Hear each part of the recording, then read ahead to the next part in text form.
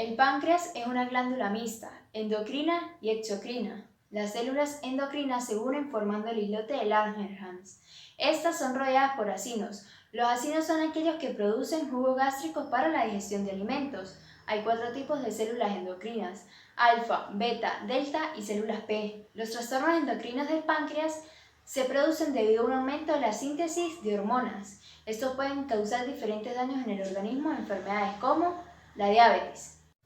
El páncreas es rosa grisáceo, pesa 85 a 100 gramos, mide de 14 a 15 centímetros, su diámetro es de 1 a 3 centímetros y su altura es de 4 a 8 centímetros. Se extiende por la pared abdominal de forma transversal, desde el duodeno llegando al vaso hasta detrás del estómago. La porción derecha se denomina cabeza y la porción izquierda se denomina cola.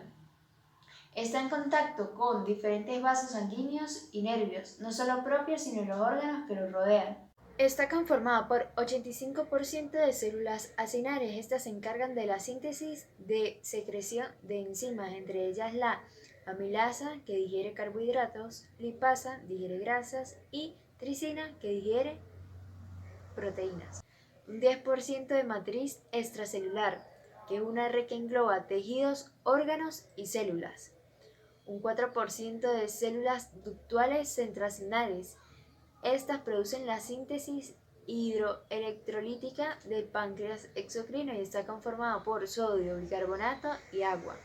Y un 4% de células endocrinas como alfa, beta, delta y células P. Objetivos: identificar los principales factores influyentes en los trastornos endocrinos del páncreas, definir los conceptos básicos del páncreas endocrino y sus funciones, caracterizar la atención de enfermería que requieran las personas con trastornos endocrinos del páncreas. Células beta son la familia más abundante, están entre un 60 a un 80%, están en el centro del islote. Estas producen y secretan insulina. Las células alfa son la segunda familia más abundante, están entre un 15 a 20%, se encuentran en la periferia del islote y estas inhiben en la secreción de glucagón. La célula delta representa un 5 a un 10%, produce somatostatina, esta inhibe en la secreción de hormonas como somatropina, corticotropina y gastrina. Las células P son las menos abundantes y producen y secretan polipéptico pancreático. Estas regulan la función endocrina y exocrina. A su vez, tiene efecto en el nivel de glucosa. Hola, soy Andrea Bochagá, cursante de la carrera de enfermería en la sección 5047. Hoy les voy a hablar sobre la insulina. La insulina es una hormona liberada por el páncreas como respuesta a la presencia de glucosa en la sangre. Esta misma permite que la glucosa ingrese en algunas células y así produzca una fuente de energía. La insulina se degrada en el hígado, los riñones y en los músculos, pero prácticamente el 50% de esta se degrada en el hígado. Su papel más importante es la acción recíproca, que esta es la que hace al momento de permitir que la glucosa ingrese en algunas células y así se convierta en energía. La regulación de la insulina. Esta se regula de acuerdo al nivel de glucosa que haya en la sangre. Este nivel siempre debe estar entre 80 y 90 miligramos por decilitro.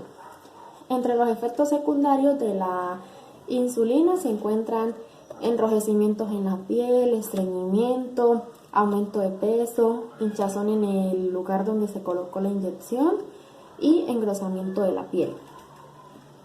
Se dice que las comidas compuestas por proteína, grasas y pocos carbohidratos constituyen una menor reacción de glucemia, pero las comidas que son ricas en carbohidratos sí producen una mayor respuesta de glucemia.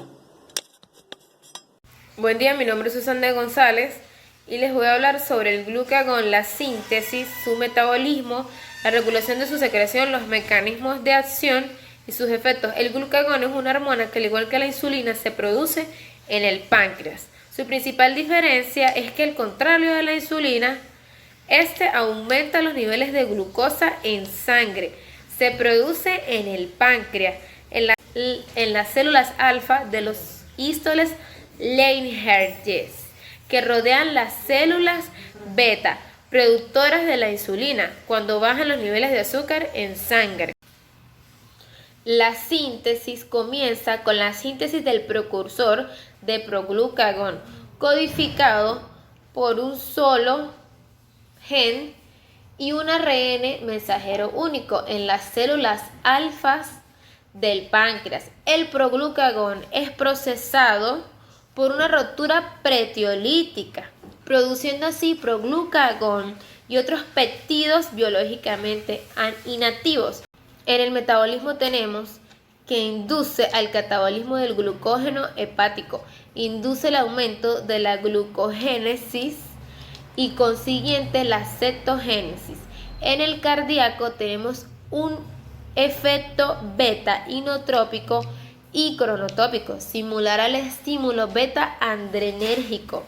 En el músculo liso tenemos una relajación intestinal aguda. En otros induce el aumento de las catecolaminas, induce un aumento de liberación de la insulina. Esto permite que las células incorporen el transportador GLUT4 y puedan utilizar la glucosa formada en la glucogénesis hepática.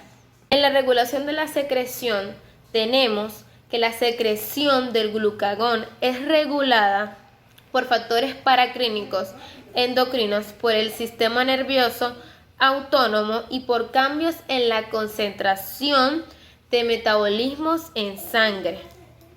En los mecanismos de acción tenemos que cuando el glucagón sintetizado llega al hígado, se une a unos receptores específicos en la membrana celular de los hepatocitos. El receptor, a su vez, sufre un cambio conformacional de su dominio citoplasmático. La nueva conformación hará posible que se una una proteína G fosfata. Entonces, la proteína G reemplazará a la proteína GDP, que lleva una proteína GTP. Esto modificará la proteína liberando su subunidad alfa, que desencadena una cascada de reacciones que acabarán en la formación de la glucosa. La subunidad alfa activará el adenilato ciclasa de ATP, que lo convertirá en AMPC. El AMPC cíclico es una molécula común para todas las rupturas que señalizan las rupturas metabólicas. Tenemos entonces efectos. En estos tenemos que todos los tejidos pueden pasar a la utilización de grasas y proteínas con fines energéticos cuando falta la glucosa. La glucosa es el único nutriente utilizado de forma habitual por el encéfalo, por el epitelio germinal de las gónadas en cantidad suficiente para disponer de energía en cantidades óptimas.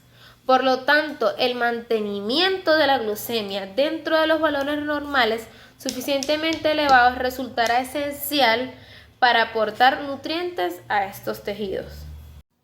Buenas tardes, mi nombre es Lene Bustamante, pertenezco a la sección 5047.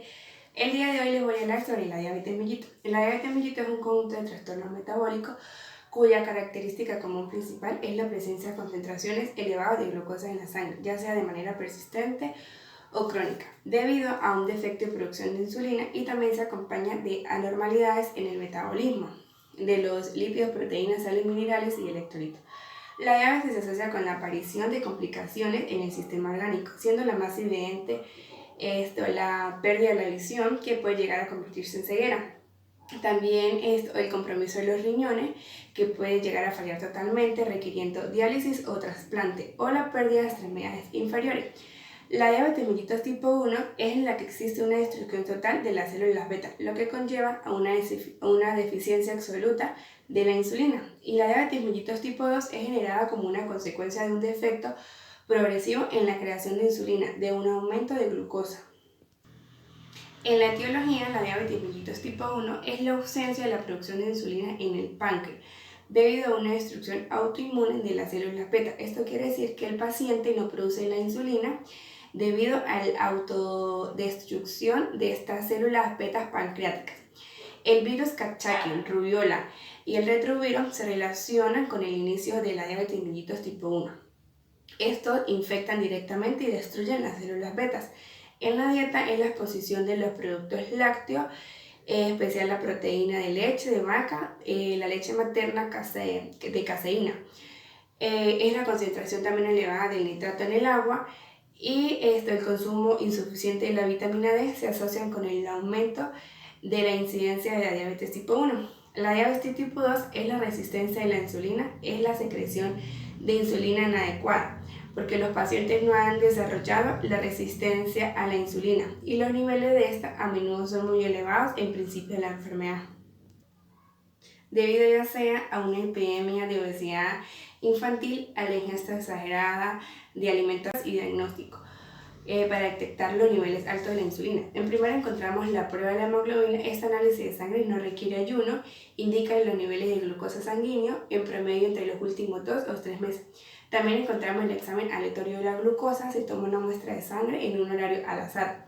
El examen de glucemia en ayunas, esta se toma una muestra de sangre después de toda una noche de ayuna.